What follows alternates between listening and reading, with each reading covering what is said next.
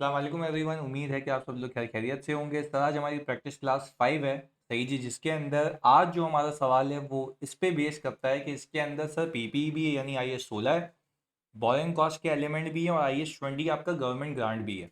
सही जी, तो हम देखते हैं कि भाई अगर एक बैलेंस शीट एक्सट्रैक्ट बनाने को वो बोलता है तो मुझे कौन कौन से एक्सपेक्ट्स का ख्याल रखना है। मैं ऐसे आपको दो सवाल और करवा दूंगा ताकि आपका हाथ साफ हो जाए कि if you want to prepare a balance sheet extract तो आपने किस तरीके से सोचना है। बैलेंस शीट एक्सट्रैक्ट का मतलब ये है कि आपने बैलेंस शीट में non current asset, non current liabilities, current asset और करंट लायबिलिटी में क्या क्या आएगा इस चीज़ का ख्याल रखना है। सही जी। तो सुकून से पहले सवाल को रीड करते हैं। मैं आपको पहले ही ये ग्रुप पे भिजवा चुका हूं, पर मुझे ये पक्का यकीन है कि आप लोगों में से किसी ने नहीं किया होगा। तो अब ये बना लेते हैं ताकि थोड़ी सी गहरत है और फिर हम ये करें। चलें जी। Jennifer limited acquired a plant for rupees 300 million on April 1, 2019। सही जी, ये एक्विजिशन डेट है। The plant subject to the installation process that will take 12 months। Installation process will begin from the September 1, 2019, यानी ये इंस्टॉलेशन प्रोसेस यहाँ से शुरू होगा सितंबर से। The company would be producing vaccines as per the government instruction. The government has provided 50% of the finance for the asset and will also provide ₹30 million for the installation process on 31 December 2019। अच्छा भाई, अगर हम यहाँ पे dates को jot down करें तो मैं ये कहता हूं कि भाई एक्विजिशन डेट ऑफ एसेट है हमारी। सही जी, एक्विजिशन डेट ऑफ एसेट आ रही है हमारी April 1, 2019। सही जी, ये एक्विजिशन डेट है। अच्छा, इस एसेट की अगर मैं कॉस्ट की बात करूं तो वो है सर 300 million। सही जी, वो है 300 million। ये कॉस्ट ऑफ एसेट है। चलें जी आगे। फिर वो कह रहा है कि भाई 50% of the cost is financed by the government. 50% cost कौन देगा? गवर्नमेंट बियर करेगी। अच्छा जी, यानी मतलब ये है कि rest of the 50% is to be financed by the company। Right, is to be financed by the company। Rupees कितना हो गया वो सर? 150 million। ये बात समझ आती है क्योंकि वो 50% तो वो दे चुके हैं। चलें जी। अच्छा, अब सर मतलब ये कि 50% गवर्नमेंट की तरफ से आया है और एसेट के लिए आई, तो हम ये कह सकते हैं ये ग्रांट रिलेटेड टू एसेट है। अब आपके पास दो ऑप्शंस होते हैं, या तो IS 20 के तहत आप इसको नेट कर दें एसेट की कॉस्ट के अंदर, या तो आप इसको सेपरेटली रखें डेफर्ड गवर्नमेंट ग्रांट इनकम के नाम पे और उसको फिर ओवर द पीरियड पीएनएल में लेके जाए। यानी DGI का बैलेंस आपके बैलेंस शीट के फेस पे आ रहा होगा और एज एंड व्हेन जब आपका एसेट डेप्रिशिएट होगा तो उसमें से उतना ही हिस्सा निकल के पीएनएल में चार्ज होता रहेगा, reversal of deferred grant income के नाम पे। बात क्लियर है? इस सवाल में मैं अज्यूम कर रहा हूँ, क्योंकि इसमें लिखा हुआ नहीं था, इस सवाल में मैं अज्यूम कर रहा हूँ कि वो एसेट में उसको नेट नहीं करता, वो DGI को अलग से कैरी करता है। तो उसको अब लेके चलते हैं आगे।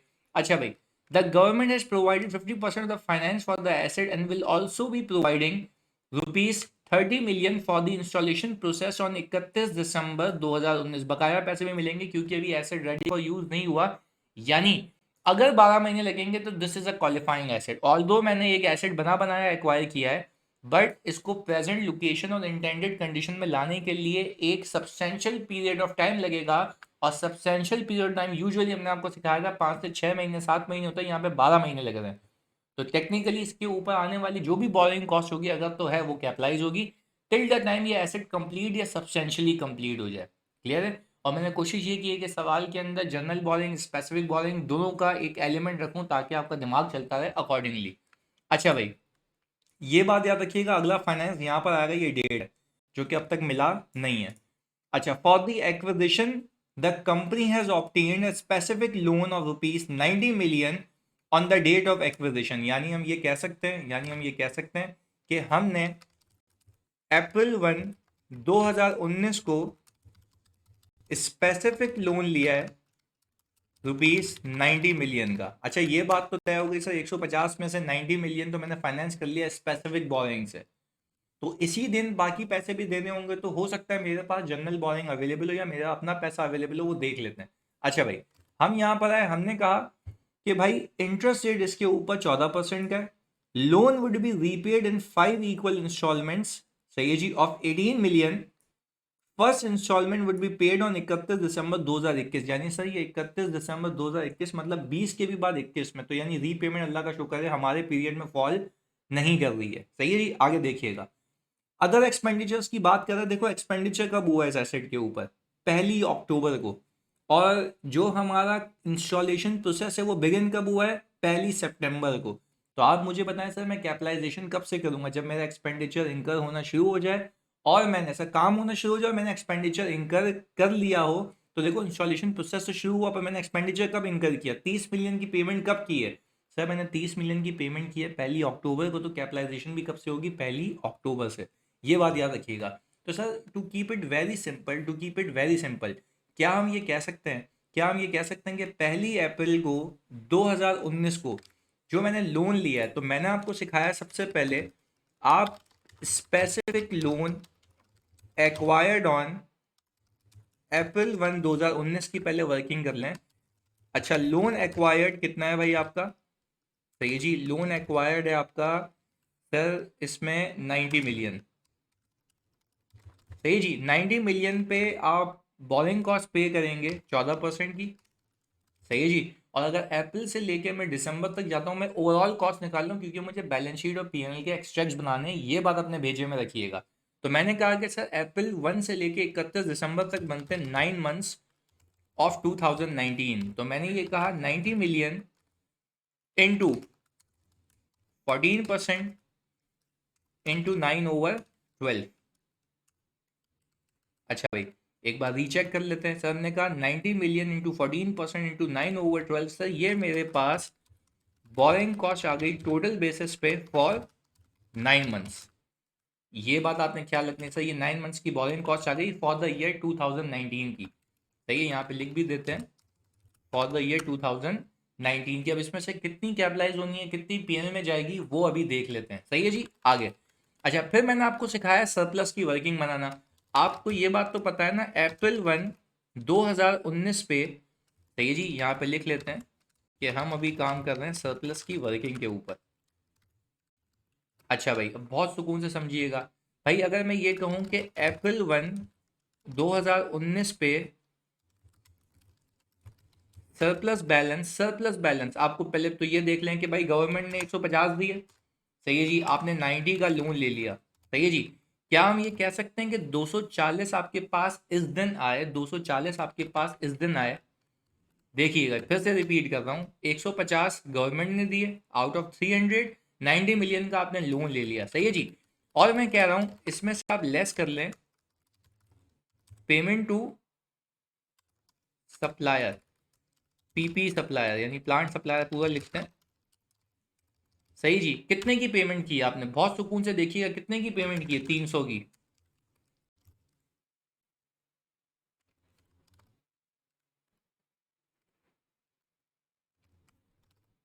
अच्छा जी, तो अगर मैं एक बात कहूँ कि सर अगर मैंने यहाँ पर 300 की पेमेंट की है ऑल टुगेदर, तो मुझे एक बात बताओ 240 से 300 की पेमेंट कैसे की, तो सर बाकी मैंने कहाँ से ऑप्टेन की होंगे, मैं डेफिसिट में आ गया, पहले दिन पे डेफिसिट पे आ गया। तो पहले दिन पे जब मैं डेफिसिट पे आ गया, तो क्या मैं कह सकता हूँ कि ये डेफिसिट मैंने फाइनेंस किया होगा कहाँ से, सर ये डेफिसिट मैंने फाइनेंस किया होगा जनरल बोरिंग से, ऐसा ही है, जनरल बोरिंग से फाइनेंस किया होगा, क्योंकि देखो मेरे पास तो कोई ऑप्शन ही नहीं है, मुझे तो पहले उसके पैसे देने हैं जिससे मैं एसेट खरीद के आया हूँ। ये बात आपने क्लैरिटी से अपने भेजे में रखनी है। अच्छा जी, तो सर मैं यहाँ पे अगर आपको एक एंट्री बना के भी दिखाऊं, तो क्या मैं कह सकता हूँ पहले कैश डेबिट हुआ होगा और डेफर्ड गवर्नमेंट ग्रांट क्रेडिट हुई होगी 150 से, ये कैश आ गया आपके पास, देखो ये लाइबिलिटी अपनी जगह है, हाँ डेफर्ड गवर्नमेंट ग्रांट अपनी जगह, और ये तब अमोर्टाइज होगी जब आपका एसेट रेडी फॉर यूज होगा, कंप्लीट होगा, सही है जी, ये तब होगा। अच्छा भाई आगे, अब हमने ये कहा कि सर इसके बाद ये कैश आ गया आपके पास, कैश अलग है, एक जो लाइबिलिटी आपकी मौजूद है वो अलग है। अच्छा फिर आपने क्या किया, फिर एक और एंट्री बनाई है आपने, हम एंट्री वाइज भी लेके चलते हैं, although you don't need it क्योंकि रिक्वायरमेंट नहीं है सवाल की। हमने 90 मिलियन ये ले लिया और बैंक स्पेसिफिक लोन एट 14%। सही जी, बैंक स्पेसिफिक लोन एट 14%। ये हमने कर लिया यहाँ पर, ये टेक्निकली हमने एंट्री बना दी है इसकी। सही है जी, तो ये अब तक है। अच्छा, फिर आपने क्या किया, इसी कैश को यूज किया, इसी कैश को यूज किया। मैं एंट्री इसलिए बना रहा हूँ ताकि आप लोगों को एक क्लैरिटी रहे पिक्चर की कि भाई चलता कैसे है हिसाब किताब। ये कैश चला गया आपके पास से, आपने क्या किया, इसको पीपी के CWIP में, यानी पहले तो पीपी एक्वायर कर रहे हो, और मैं CWIP इसलिए कह रहा हूँ क्योंकि अभी रेडी फॉर यूज नहीं है, इसको कैपिटलाइज कर लिया। ऐसा ही है, कैश तो आपके पास से चला गया। तो भाई मुझे एक बात बताओ, अब मुझे और पैसे देने हैं तो मैं कहाँ से उठाऊंगा सर, बैंक से उठाऊंगा, जनरल बोरिंग। तो मैंने कहा भाई मैंने 60 मिलियन की अब तक, पहले दिन की, अप्रैल की बात हो रही है, अब तक मैंने जनरल बोरिंग की लायबिलिटी ली होगी 60 मिलियन से। ये बात क्लियर है? तो सर क्या मैं ये कह सकता हूँ कि पहले तो चलो कैश ले आओ, इसका भी कैश ले आओ, सही है जी, और फिर आप एक एंट्री बनाएंगे, वापस से ये कैश भी चला गया, कितने से, 60 मिलियन से, और आपके पास ये पीपी आ गया। तो सर कुल मिला के आपका 300 का पीपी हो गया, यू कैन चेक, 60 और 240, 300 का हो गया। और ये 300 की फाइनेंसिंग आपको कुछ गवर्नमेंट ने की है, कुछ आपने स्पेसिफिक लोन लिया है, कुछ आपने जनरल बोरिंग की हुई है। क्लियर है? अब आपकी किताबों के अंदर एक डेफर्ड गवर्नमेंट ग्रांट है जिसपे कोई सूद नहीं देना, इस 90 मिलियन पे सूद देना है, वो ये रहा, ये मैंने बुक किया हुआ 9 महीने का, क्योंकि कोई रीपेमेंट नहीं है। इसको हम यहाँ पे जरा सा बोल्ड कर लेते हैं, ये पूरे 9 महीने का इंटरेस्ट है, ये पूरे 9 महीने का इंटरेस्ट है। सही है जी, पूरे 9 महीने का इंटरेस्ट है, और इस पे आपने लोन देना है, इस पे आपने जो लोन लिया है इस पे इंटरेस्ट देना। देख लेते हैं कि इस पे इंटरेस्ट की क्या कहानी है। ये मैंने आपको एक व्यू दे दिया है, आगे सुनिएगा। हुआ ये कि भाई क्या ये रहा है कि भाई अक्टूबर 1 को आपने पेमेंट करनी है, सही है जी, नवंबर 1 को आपने पेमेंट करनी है, पर याद रखिएगा ऊपर और पैसे आने हैं, याद रखिएगा ऊपर और पैसे आने हैं। कितने पैसे आने हैं, 30 मिलियन के। सही है जी, will also provide 30 million for installation. 31 दिसंबर पे आएंगे, ये बात अपने भेजे में फिक्स रखिएगा, 31 दिसंबर पे आएंगे। तो पेमेंट प्रोसेस हमें याद होना चाहिए। अच्छा भाई, अब अगर मैं 2019 की बात करूं for the purpose of calculating interest, तो क्या आप ये बात मानते हैं कि भाई मेरे पास दो बैंक है, बैंक पी और बैंक जेड, क्या मैं कह सकता हूं कि मैंने इसका वेटेड एवरेज लेना होगा? क्योंकि भाई मुझे तो एक weighted average rate of capitalisation चाहिए, क्योंकि जो पैसा मैंने ड्यूरिंग द ईयर बैंक से निकाला है उस पर मैंने बहुत सारी चीज़ों पे इंटरेस्ट पे किया होगा, बहुत सारी चीज़ों पे इंटरेस्ट पे किया होगा। मुझे ये देखना है उस इंटरेस्ट में से कैपिटलाइज कितना करना है, दैट्स इट। तो आए देखते हैं। तो मैंने कहा कि भाई 2019 में आप यहाँ पर एक कैलकुलेशन कर लें, एंट्रीज को नीचे ले जाते हैं। तो जी मैं यहाँ पे कह रहा हूँ sir, weighted average rate of capitalization. सही है जी, आपने कहा sir weighted average rate of capitalization. अच्छा, weighted average rate of capitalization का मतलब है बैंक पी और बैंक जेड। अच्छा, मैंने कहा कि भाई एवरेज आउटस्टैंडिंग बैलेंस कितना है, जो ऑन एवरेज मैंने निकाला होगा। सही जी, सवाल में आपको दिया हुआ है जो बैलेंस यूज है वो यही है। अच्छा जी, मैंने कहा सर अगर मैं एवरेज आउटस्टैंडिंग बैलेंस की बात करूं तो वो मैं सवाल से देख लेता हूं, वो आ रहा है हमारे पास 250 का। सही जी, और 280, हमने कहा 250 और 280, ये आ गया जी। अच्छा भाई, इसके बाद हमने कहा कि इन दोनों के ऊपर इंटरेस्ट कितना है। सर इन दोनों के ऊपर इंटरेस्ट रेट दिया हुआ है 25% का, और इसके ऊपर दिया हुआ है 23% का। सही है जी, ये हमने 23% कर लिया। अच्छा, हमने कहा इंटरेस्ट एक्सपेंस कितना है। अच्छा, ये बात याद रखिए कि ये जो इंटरेस्ट एक्सपेंस आ रहा है ना, ये जो अभी इंटरेस्ट एक्सपेंस आएगा ये पूरे साल का हर चीज़ के ऊपर होगा, ये दो बैंक्स के ऊपर। सही है जी, वो स्पेसिफिक का अलग है, ये जनरल है। तो मैंने कहा कि भाई इस बैंक से इतने पैसे निकाले थे ऑन एवरेज, इस पे इंटरेस्ट इतना दिया होगा, इस पे इंटरेस्ट। अच्छा, इसमें टाइम फैक्टर ऑलरेडी इनकॉर्पोरेटेड होगा, तो आपको यहाँ पर ऑल टुगेदर टाइम फैक्टर वापस से लगाने की कोई नीड नहीं है। यहाँ पर आपको टाइम फैक्टर वापस से लगाने की कोई नीड नहीं है, क्योंकि वो ऑलरेडी वेटेड एवरेज है। ये मैंने आपको सिखाया हुआ है बोरिंग कॉस्ट की क्लासेस में। अच्छा भाई, एक बार रिकन्फर्म, 250, 280, 25%, 23%। अच्छा जी, अब हमने ये कहा कि भाई टोटल इंटरेस्ट एक्सपेंस इतना है दोनों बैंक्स की बोरिंग को मिला के, और टोटल बोरिंग इतनी है। तो क्या हम ये कह सकते हैं क्या हम ये कह सकते हैं कि सर अगर मैं इसको इससे डिवाइड करा दूं तो मेरे पास कुल मिला के वेटेड एवरेज इंटरेस्ट रेट आ जाएगा, जिसको मैं कहूंगा कि भाई इसको यूज करके मैं कैपिटलाइजेशन निकालूंगा। यानी अब मैं ये कहूंगा आई एम इनडिफरेंट कि मैंने किसी भी बैंक से पैसे निकाले हों, आई एम इनडिफरेंट कि मैंने किसी भी बैंक से पैसे निकाले हों, मैं जो रेट यूज करूंगा वो 23.94 का करूंगा, 23.94 का करूंगा। और ये रेट मैं अप्लाई करके बोलूंगा भाई जब जब मैंने पैसे निकाले होंगे इसमें से इतना इंटरेस्ट जो भी लगा होगा वो मेरे टोटल इंटरेस्ट एक्सपेंस में शामिल तो होगा, बट ये कैपिटलाइज होगा। बात क्लियर है? तो सर हमने यहाँ पे एक weighted average rate of capitalization निकाल लिया, और हमने सीखा हुआ है कि भाई ये वो रेट है जिसको मैं बस यूज करके इंटरेस्ट को अलग करूंगा for the purpose of capitalization. अच्छा खैर, अब मुझे आप एक बात बताएं, इंटरेस्ट लगना तो शुरू हुआ होगा, सुनिएगा। तो क्या मैं कह सकता हूँ 2019 के लिए मैंने कहा कि 23.94% मैंने यहाँ पे चिपकाया, पर मैं इसको आखिर तक नहीं लेके जा सकता। मुझे ये देखना है कि भाई ये बात हो रही है अप्रैल की, ये अप्रैल 2019 है। मुझे ये देखना है कि अप्रैल 2019 के बाद अब पेमेंट में चेंज कब आया है। मैं सवाल में जाता हूँ तो देखें, मैंने राइट इशू अगले साल किया है जिसके पैसे आएंगे, इसके बाद में जिक्र करते हैं 2020 में करते हैं। मैंने ये कहा कि सर स्पेसिफिक लोन 1 दिसंबर को आएगा, उससे पहले आ रहा है अक्टूबर, क्योंकि ये पैसे भी कब आएंगे, जो फर्दर वो 30 मिलियन देगा 31 दिसंबर को देगा। सही है जी, तो इवेंट वाइज मुझे 30 मिलियन की और पेमेंट करनी है। तो क्या मैं कह सकता हूँ कि मैंने 1 अक्टूबर को अगर पेमेंट करनी है वापस, ये इंस्टॉलेशन की पेमेंट है, ये भी एसेट की पेमेंट है जो मैं खरीद के लाया हूँ, ये बात याद रखिएगा।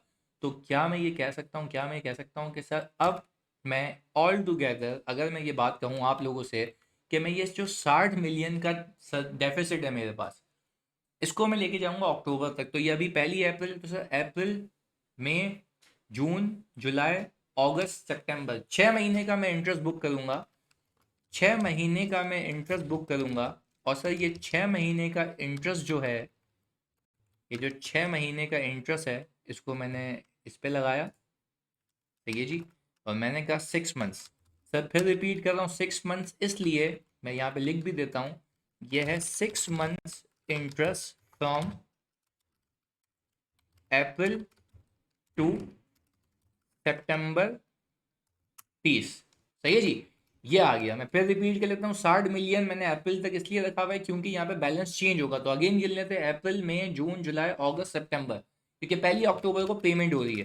तो हमने कहा अक्टूबर 2019 को, सही है जी, इंस्टॉलेशन की पेमेंट हुई है कितनी भाई, 30 मिलियन की। तो जब ये 30 मिलियन की पेमेंट हुई है तो ये जो मेरा डेफिसिट का बैलेंस है, ये जो मेरा डेफिसिट का बैलेंस है, ये क्या हो जाएगा जी, इंक्रीज हो जाएगा, 90 मिलियन पे आ जाएगा। ऐसा ही है। तो आप मुझे एक बात बताएं सर, जब ये 90 मिलियन पे आ गया तो मैंने फिर इंटरेस्ट बुक करना, अब इंटरेस्ट बुक करना तब तक जब तक वापस से चेंज नहीं आता। तो मैं सवाल में गया, मैंने कहा सर देखें अब आ रही है नवंबर की पेमेंट, यानी 1 महीने बाद। तो क्या मैं कह सकता हूँ कि अब मैं जो इंटरेस्ट लगाऊंगा वो कहाँ लगाऊंगा सर, 1 महीने का, यानी पूरे अक्टूबर का महीना, क्योंकि देखो उसके बाद फिर नवंबर है और फिर दिसंबर पहली है और फिर यहाँ पे 31 दिसंबर है, तो यानी ये इवेंट्स हैं। तो हमने ये किया कि भाई यहाँ पे ऑल टुगेदर मैंने यहाँ पर 1 मंथ उठा लिया, सही है जी। और मैंने कहा भाई इंटरेस्ट रेट तो आप यही रखें सर, यही था, और ये 1 मंथ आ गया, सही है जी। और हमने कहा कि सर ये 1 मंथ आ गया, और हमने यहाँ पे लिख दिया 1 मंथ इंटरेस्ट, सही है जी, फ्रॉम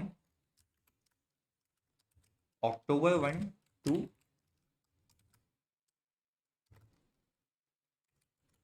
30 अक्टूबर, सही जी। क्यों सर, क्योंकि फिर नवंबर 2019 को फिर इंस्टॉलेशन की पेमेंट हुई है, फिर से इंस्टॉलेशन की पेमेंट हुई है। तो मुझे आप एक बात बताएं कि सर यहाँ पर अक्टूबर के बाद अगर नवंबर 1 पे फिर 75 मिलियन पे हुए हैं, तो ये मेरा जो डेफिसिट है ये फिर इंक्रीज हो गया होगा, तो मैंने कहा सर अब ये कहानी आ गई। अब मैंने कहा कि सर अब मैं नवंबर का 1 महीना बुक करूंगा, और वो यही हुआ हुआ है। तो मैंने कहा सर अब मैं अगर नवंबर का 1 महीना बुक करूंगा तो मेरे पास कुल मिला के weighted average rate of capitalization ये आ गया एक की, और ये आ गया एक मंथ, जो मैं यहाँ पे लिख भी देता हूँ आप लोगों की तसल्ली के लिए, नवंबर 1 से लेके 30 नवंबर 2019 ये बात चल रही है। सही जी, अभी इंटरेस्ट की कैलकुलेशन चल रही है ऑल टुगेदर। अच्छा, अब आगे मैंने ये कहा सर ये नवंबर 1 हो गया। अब आ गया हमारे पास एक इवेंट। इवेंट ये कि 1 दिसंबर को मैंने स्पेसिफिक लोन ले लिया और 1 दिसंबर को पेमेंट भी है। 1 दिसंबर को पेमेंट भी है। तो अब ज़रा सुकून से मेरी बात को सुनिएगा सर, जब 1 दिसंबर को पेमेंट भी है, और ये बहुत क्रिटिकल बात है, यहाँ पे सुनने की बात है, समझिएगा मेरी बात को, फिर इसको आगे लेके चलते हैं। फिर रिपीट कर रहा हूँ, 1 दिसंबर को पेमेंट भी करनी है इंस्टॉलेशन के लिए, 1 दिसंबर को लोन भी आ रहा है, एडिशनल लोन आ रहा है, ये दूसरा लोन है, इस बात को याद रखिएगा। चलिए जी, मैंने कहा 1 दिसंबर को आ रहा है। अगर मैं आपसे ये बात कहूँ, अगर मैं आपसे ये बात कहूँ कि सर अगर मैं ये जो एंट्रीज हैं ये अप्रैल 2019 की हैं, सही है जी, ये भी अप्रैल 2019 की है, ये भी अप्रैल 2019 की है, ये भी और ये भी, ये तो सारी अप्रैल की कहानी थी। पर अब मैं ये कह रहा हूँ कि मेरे पास जो लोन आया है, सही है जी, वो 1 दिसंबर 2019 को आया है। तो अच्छा, उसकी मैं एंट्री क्या बनाऊंगा सर, कैश होगा डेबिट और स्पेसिफिक लोन एट, हाँ भाई कितने परसेंट पे लिया है लोन, ये 15% पे, सही है जी, 15% पे लोन लिया है। कितना अमाउंट है भाई, ये अमाउंट है 30 मिलियन का, हमने यहाँ पे 30 लिखा और यहाँ पे हमने 30 लिख दिया। अच्छा सर, अब समझने की बात है, समझने की बात ये कि जो मेरे पास ये कैश आया है, अब एक बच्चा सोचेगा बेवकूफ़ी करके कि मैं काम ये करता हूँ कि जनरल लोन को रीपे कर लेता हूँ। भाई जनरल लोन को रीपे करोगे इस दिन, करो आप, आपका बैलेंस वो कम हो जाएगा, फिर आपको 30 मिलियन निकालने होंगे। और फिर वो 30 मिलियन कहाँ से निकालोगे सर, वो 30 मिलियन कहाँ से निकालोगे सर, वही जनरल से निकालोगे ना वापस से। तो आप एक काम ये क्यों नहीं करते, आप ये काम इसलिए करें कि आप 30 मिलियन जो आप ये लेकर आए, ये कॉन्ट्रैक्टर को दे दें, तो आपकी जनरल की लायबिलिटी अपनी चलती रहेगी और ये एक नई लायबिलिटी आ जाएगी, क्योंकि स्पेसिफिक पे इंटरेस्ट अलग से देना है आपको। तो क्या हम ये कह सकते हैं यहाँ पर कि मैं यहाँ पर एक दूसरी चीज़ ऐड कर दूँ सीक्वेंस वाइज, कि सर मैंने स्पेसिफिक लोन 2 एक्वायर किया है ऑन दिसंबर 1 2019।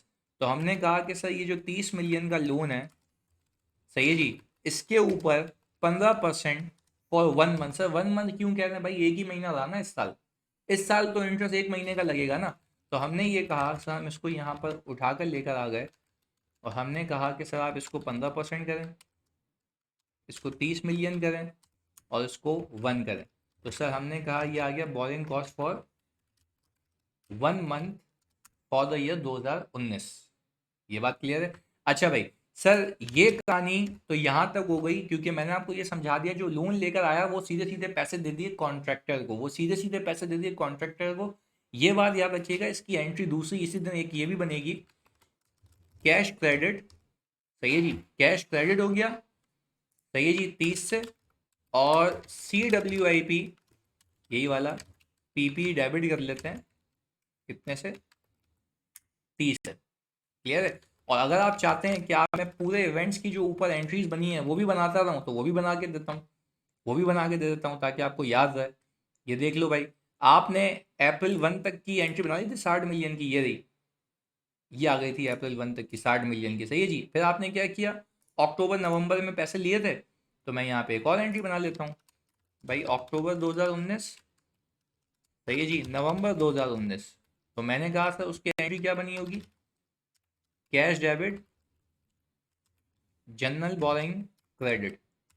यहाँ से आपको बता देता हूँ, पहले ये वाली बनाई होगी, सही है जी, ये आ गया होगा यहाँ पर, और फिर आपने इसी दिन पे ये पैसे उठा के कहाँ डाल दिए होंगे सर, PP डेबिट और कैश क्रेडिट में, यही किया होगा, यही किया होगा जानी, ये आ गया। अच्छा, PP में चला गया, फिर आपने क्या किया होगा, नवंबर में फिर बोरिंग की। अच्छा, जब नवंबर में फिर बोरिंग की आपने, तो आपने क्या किया होगा भाई, cash debit general boring credit, कितने से भाई, 175 से, ऐसा ही है, ये रही। अच्छा, फिर आपने एक और एंट्री बनाई होगी नवंबर में, ये सिर्फ आपको समझाने के लिए एंट्रीज, नॉट नेसेसरी कि आप देखें। अच्छा, अब मैं आपको एक बात बताऊं, जनरल बोरिंग आपने ये ली, आपने एक ये ली और आपने एक ये ली, 3 आई हैं। देखें ये बैलेंस कितना आ रहा है 165 का। ऐसा ही देखें यहाँ पे भी बैलेंस कितना आ रहा है 165 का, मैच है दोनों। तो सर देखें हमने अब तक सूद भी 165 पे बुक किया है ऑल टुगेदर, जब जब हमने लोन निकाला उसमें से। एंट्री वाइज लेके चला हूँ, चलें जी आगे। अब मैंने कहा कि सर जब 1 नवंबर को आपने ये लिया तो आपका एक इंटरेस्ट बुक हुआ 1 महीने का। पर याद रखिएगा मैंने यहाँ पे इसको 1 नवंबर से लेकर 30 नवंबर तक बुक किया था, इस एक्सपेक्टेशन में कि मेरे पास कुछ पैसा आएगा तो कुछ बच जाएगा तो उसको रीपे कर दूंगा। कुछ बचा ही नहीं। जो स्पेसिफिक से पैसा आया वो मैंने अलग से बाहर ही बाहर दे दिया, तो जनरल बोरिंग पे कोई इम्पैक्ट नहीं आया। तो क्या मैं ये कह सकता हूँ कि मैं इसको अब उठाकर सीधा सर 2 महीने पे ले जाऊं? सही है जी। तो मैं यहाँ पे लिख लेता हूँ, ये आएगा 2 मंथ। सही है, इंटरेस्ट फ्रॉम नवंबर 1 टू 31 दिसंबर। चलें जी, तो हमने कहा कि भाई हमने यहाँ पर 2 महीने का इंटरेस्ट बुक किया सर। रीजन मैं आपको समझा देता हूँ। क्योंकि सर अब आपके पास यहाँ पर 30 मिलियन 31 दिसंबर के ऊपर आया, तो आपने पता है क्या किया होगा इस दिन के ऊपर, प्लीज सुनिएगा फोकस के साथ।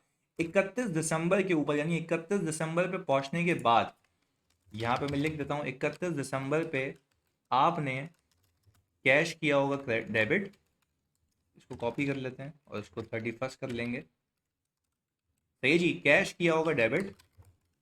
चलें जी, और कैश डेबिट करने के बाद आपने डेफर्ड गवर्नमेंट ग्रांट क्रेडिट कर दिया होगा। सही है जी, कितने से? 30 मिलियन से। क्योंकि आपको ये कहा गया था कि फर्दर 30 मिलेंगे, मैं एक बार अमाउंट रिकन्फर्म कर लूँ। ये रहा 30 मिलियन। सही है जी। तो हमने कहा कि सर ये 30 मिलियन आ गए, कैश कैश आ गया। अच्छा भाई, अब आपने क्या करना है, ये 31 दिसंबर की कहानी है, पर 31 दिसंबर तक तो सूद लेके आए होगे ना, वो ऊपर दिखा दिया मैंने आपको कि 31 दिसंबर तक आपने इंटरेस्ट बुक किया हुआ है। 31 दिसंबर तक आप लोगों ने इंटरेस्ट बुक किया हुआ है, ये देख लो, मैं आपको दिखा देता हूँ भाई अभी। चलें जी, ये देखें, ये रहा 31 दिसंबर तक इंटरेस्ट बुक हुआ हुआ है। अच्छा क्या, अब मैंने क्या किया होगा, 31 दिसंबर 2019 के ऊपर। सही है जी, यहाँ पे ये कर लेते हैं, December 31, 2019 के ऊपर repayment from government grant received 30 की। ऐसा ही है, repayment from government grant received ये किया होगा, तो इसकी एंट्री भी मैं आपको नीचे बना के दिखा देता हूँ। आपकी डीजीआई जो है वो अपनी जगह रही होगी, आपने जनरल बोरिंग की लाइबिलिटी को खत्म किया होगा। सही है जी, और कैश को कर दिया होगा क्रेडिट।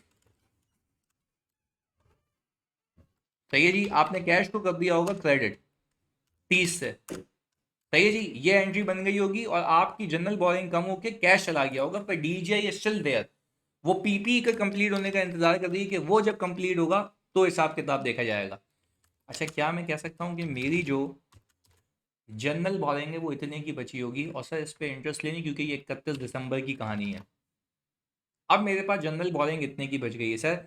अब वो टाइम आ चुका है कि मैं एक 2019 का एक बैलेंस शीट का एक्सट्रैक्ट बनाऊं, पीएनएल का एक्सट्रैक्ट बनाऊं, और ऑल टुगेदर आपको बताऊं कि बैलेंस शीट में क्या क्या आएगा। सही है जी, मैं किसकी बात कर रहा हूँ, 2019 की। आगे लेके चलते हैं सर, और ये बहुत क्रिटिकल एरिया है, इसके बगैर सवाल इनकम्प्लीट है। सही है जी, हम यहाँ पर ऑल टुगेदर बैलेंस शीट के एक्सट्रैक्ट बना लेते हैं। आ जाएं जी। हमने कहा सर बैलेंस शीट के एक्सट्रैक्ट बनाने के लिए आप पहले निकालें CWIP पीपी की अमाउंट। CWIP की पीपी की अमाउंट। अच्छा, अब एक एक करके देखते हैं। सबसे पहले मुझे बताओ कि टोटल कॉस्ट ऑफ परचेज कितनी है। Sir total cost of purchase जो आपकी है ना, वो ये देख लो पहले तो। सर आपने अप्रैल में 240 ये पे किया था और ये पे किया था, कुल मिला के सर, कुल मिला के ये था आपके पास 300। और 300 में से आपको फिर देखिएगा 150 किसने दिए थे, गवर्नमेंट ने। सही जी, 90 आपने किससे लिए थे, स्पेसिफिक लोन से। 60 आपने किससे लिए थे, जनरल बोरिंग से। पीपी में तो यही गया ना। अच्छा, इसके अंदर हम ऐड कर रहे हैं, सही है जी, इंस्टॉलेशन कॉस्ट पेड टू। सही है, इंस्टॉलेशन कॉस्ट। अच्छा भाई, इंस्टॉलेशन कॉस्ट डेट वाइज लेके चलते हैं। अच्छा, इंस्टॉलेशन कॉस्ट अगर मैं देखूं तो यहाँ पर आ रही है सर। अगर मैं इंस्टॉलेशन कॉस्ट यहाँ पर देखूं तो मैंने यहाँ पे लिंक, हाँ जी, डेट वाइज लेके चल लेते हैं। तो सर इंस्टॉलेशन कॉस्ट सबसे पहले आई है यहाँ अक्टूबर में, सही है जी। इंस्टॉलेशन कॉस्ट फिर आपने बियर की है कब, नवंबर में, और इंस्टॉलेशन कॉस्ट आपने बियर की है नवंबर में, सही है जी। और आपने एक पे की है 1 दिसंबर को, December 1, 2019। चलें जी, मैंने कहा सर इंस्टॉलेशन कॉस्ट जो आपने बियर की है वो एक तो आ गई है 30। आपने कहा सर इंस्टॉलेशन कॉस्ट आपकी आ गई है 75, सही है, अक्टूबर नवंबर, और फिर दिसंबर की पहली तारीख को। सर वो ऊपर क्यों नहीं आ रही भाई, क्योंकि आपने वो पे की है स्पेसिफिक लोन लेकर, वो ये रही, ऐसा ही है। तो सर मैंने कहा कि कुल मिलाकर टोटल आपकी अमाउंट आ गई ये, सही है। इसको मैं कह सकता हूं कि सर ये टोटल अमाउंट जो है, इसको मैं कहूंगा total cost of purchase and installation cost till now. अच्छा जी, अब इसमें ऐड कर देंगे हम सर बोरिंग कॉस्ट, सही है जी, पूरा लिख लेते हैं borrowing cost. Sir borrowing cost के अंदर स्पेसिफिक बोरिंग, और फिर हम यहां पर ले आते हैं सर जनरल बोरिंग, सेट है।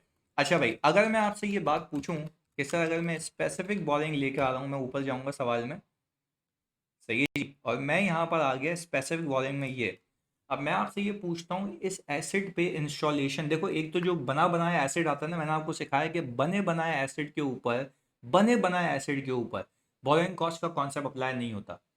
अब इंस्टॉलेशन का काम जो है, कि देखो वो अवेलेबल फॉर यूज नहीं था आपने इंस्टॉलेशन का काम जो है, देखो अगर मैं सवाल रीड करूं तो वो क्या ये रहा है कि भाई installation process will begin from September 1, सही जी, काम तो शुरू हो जाएगा, पेमेंट कब हुई है 30 मिलियन, तो मैं कहूंगा कि भाई मैं अक्टूबर से लेके दिसंबर तक का इंटरेस्ट कैपिटलाइज करूंगा, बाकी कहाँ जाएगा पीएनएल में, ये बात तो श्योर शॉर्ट है, सही है जी। तो हमने सिंपल एक काम ये किया कि सर स्पेसिफिक बोरिंग के अंदर सबसे पहले 9.45 उठाया, ये 9 महीने का इंटरेस्ट है, सही जी। 9 महीने के इंटरेस्ट में से मुझे 3 महीने कैपिटलाइज करना है, तो मैंने कहा कि सर ये आ गया स्पेसिफिक बोरिंग 1, सही जी। हमने कहा सर ये स्पेसिफिक बोरिंग 1 आ गया, सही है जी, ये स्पेसिफिक बोरिंग 1 आ गया, इसको हमने कहा तो आगे कर लेते हैं। और अब सर स्पेसिफिक बोरिंग 2, अच्छा यहाँ पे मैं अमाउंट भी लिख लेता हूँ आप लोगों के लिए, ताकि अगर आप बाद में सोल्यूशन को रेफर करें तो 9.45, यहाँ पे आराम से लिख लेते हैं 9.45 डिवाइडेड बाय 9 into 3, सही है जी। तो हमने कहा अक्टूबर 1 से लेके December 31, 2019, बाकी कहाँ जाएगा भाई, पीएनएल में जाएगा, उसमें क्या मसले वाली बात है। अच्छा खैर, अब हमने कहा कि भाई आपने ये वाला लोन कब लिया था, दिसंबर में, और तब से आपकी कैपिटलाइजेशन शुरू हो चुकी थी, तो ये तो सीधा सीधा कैपिटलाइज हो गया मंथ ऑफ दिसंबर। चलें जी, अब हमने कहा सर ये बात तो हो गई डन, अब सर जरा इसका भी बता दें, जनरल बोरिंग आप तय करेंगे, अभी देखिएगा। सर हमने यहाँ पर जनरल बोरिंग के केस में आए, तो आप मुझे एक बात बताएं सर, जनरल बोरिंग के केस में क्या ये सितंबर तक कैपिटलाइज होगा? सर बिल्कुल नहीं होगा। मैंने कहा सर ये होगा और ये होगा, सही है जी, क्योंकि ये दिसंबर तक का इंटरेस्ट है, तो अक्टूबर, सही है, और नवंबर से दिसंबर ये 3 महीने ये आ गए। तो सर अब अगर मैं total boring cost to be capitalize निकालूं तो वो ये है, सही है जी। हमने कहा कि सर ये इसको अगर ऐड करूं मैं, इसको अलग डब्बे में ले आते हैं, क्योंकि अगर आपसे कोई पूछे कि boring cost to be capitalize कितनी है तो वही अलग से। अच्छा भाई, अब हमने कहा ये आ गया boring cost to be capitalize during 2019, सही है जी। तो हमने कहा टोटल CWIP इन 2019 कितना है, सर आपने कहा ये और ये, सही है जी। तो आप अगर देखते हैं, अगर हम इसको यूं भी कर लें कि इंस्टॉलेशन कॉस्ट को अलग कर लें, सही है जी, और इसको भी डब्बे में कर लें, तो ये आपके लिए और आसान हो जाएगा, ये रहा। तो हम कहेंगे भाई टोटल कुल मिला के 3 चीज़ें आई हैं, एक कॉस्ट ऑफ परचेज, एक ये और एक ये वाली अमाउंट। सही है जी। कुल मिला के एसेट आपकी बैलेंस शीट में इतने पे आ जाएगा। ये बात क्लियर होनी चाहिए आपको। चलें जी, अब सर यहाँ पर मैं बैलेंस शीट एक्सट्रैक्ट बना सकता हूँ, बैलेंस शीट एक्सट्रैक्ट बना सकता हूँ और यहाँ पे वर्किंग हम करेंगे एक एक करके। अच्छा जी सर, अब मैंने कहा सर सबसे पहले आ जाएं नॉन करंट एसेट्स के ऊपर। सही है जी।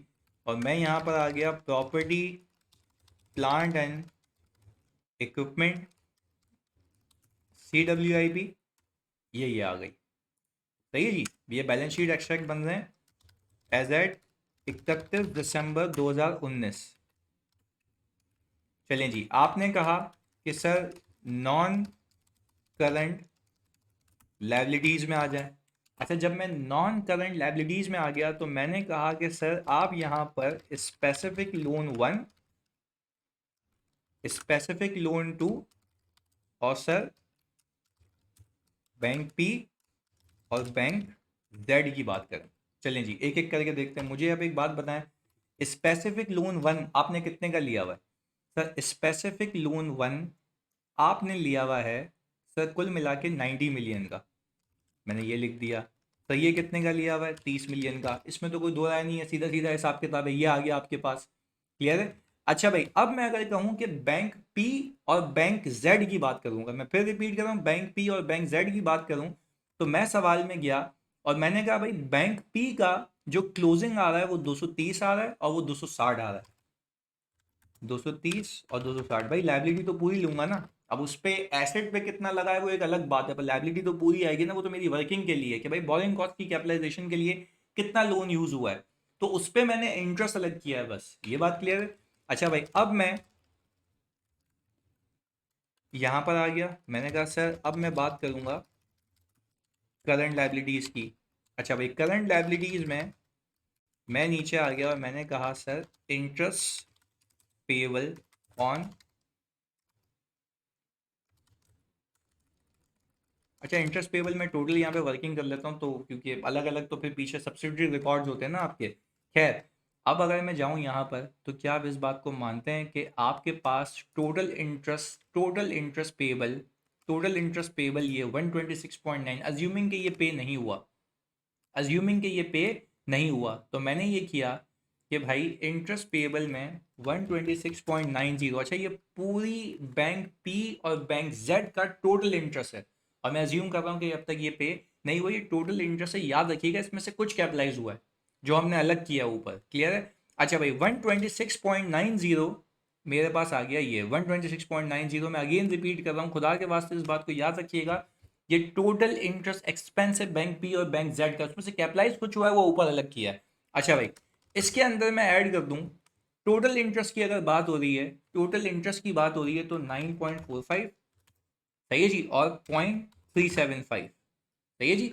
0.375। तो हमने कहा भाई ये तो टोटल इंटरेस्ट की बात हो गई जो मुझे पे करना है। और सर इसमें इसमें क्या मैं ये तीन चीज़ें ऐड करूंगा? पहले तो मैं आपको ये नीचे दिखा दूं, ये तो चीज़ें ऐड कर ली मैंने। क्या इसमें ये वाले इंटरेस्ट ऐड करूंगा? ये वाले सर 7.18, ये और ये सर बिल्कुल ऐड नहीं करूंगा, क्योंकि ये तीनों जो हैं वो इसके अंदर शामिल है 126.90 में। तो सर वहाँ ऊपर अलग क्यों की थी भाई? कैपिटलाइजेशन अलग से निकाली थी, ये सिखाना चाह रहा हूँ। तो सर अब मैं यहाँ पर अगर ऑल टुगेदर आपके लिए लिंक्स लगा दूँ तो ये आ गया, एक ये इंटरेस्ट आ गया क्योंकि ये अलग बैंक से और ये भी अलग बैंक से, तो सर ये आ गया। और सर अब मैं अगर यहाँ पर अब अगर मैं यहाँ पर सही है जी, नॉन करंट लायबिलिटीज़ के अंदर डेफर्ड गवर्नमेंट ग्रांट लेकर आ जाऊं, सही जी, तो वो कितनी है भाई? आप खुद देखें, आपको 150 गवर्नमेंट ने दिए थे और आपको फिर पैसे दिए गवर्नमेंट ने कितने? 37। तो कुल मिलाकर आपके पास 180 मिलियन की डेफर्ड गवर्नमेंट ग्रांट है और you have to wait for the moment कि आपका एसेट कंप्लीट हो, आप उसको लेके जाएं। और मैं यहाँ पे स्टेटमेंट ऑफ प्रॉफिट और लॉस अगर बनाऊं, स्टेटमेंट ऑफ प्रॉफिट और लॉस अगर बनाऊं, तो मैं आपको कहूंगा सर इंटरेस्ट एक्सपेंस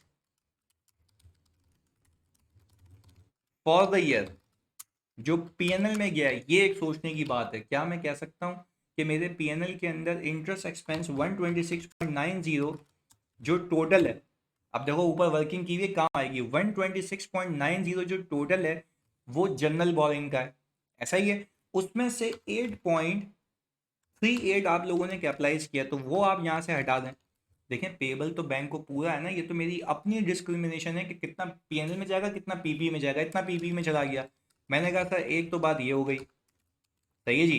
फिर मैंने इसमें प्लस कर दिया इंटरेस्ट, कौन सा जी, अच्छा अगर मैं यहाँ पे ये कर लूँ कि ये जो टोटल इंटरेस्ट है 9.45, सही है जी, और प्लस 0.375, इसमें से आप माइनस कर लें वो जो कैपिटलाइज हुआ है, हाँ जी, कितना कैपिटलाइज हुआ है सर, 3.15। तो ये बात हो गई किसकी सर, ये बात हो गई हमारे स्पेसिफिक की। तो सर मेरे पीएनएल के अंदर जो इंटरेस्ट एक्सपेंस गया, तो मैं ये कह लूँ कि मैंने ये जो टोटल है ये तो उठाया हुआ है ना, इसमें से सर मैं माइनस कर लूँ 8.38, वो ये रहा, सही जी, और इसमें से माइनस कर लूँ ये 3.15 जो होना नहीं है कैपिटलाइज। तो टोटल इंटरेस्ट में से अगर मैं हटा दूँ तो बाकी क्या हो जाएगा सर, पीएनएल में फिर रिपीट कर रहा हूँ, टोटल इंटरेस्ट एक्सपेंस ये रहा 126, 9.45 और 0.375, इसमें से मैं क्या हटा दूं, ये 8.38 जो कैपिटलाइज हो गया और 3.15 जो कैपिटलाइज हो गया, तो सर ये दो जब मैं हटा दूंगा इसमें से, तो बाकी मुझे पीएनएल का चार्ज मिल जाएगा, वो आ गया 125.19।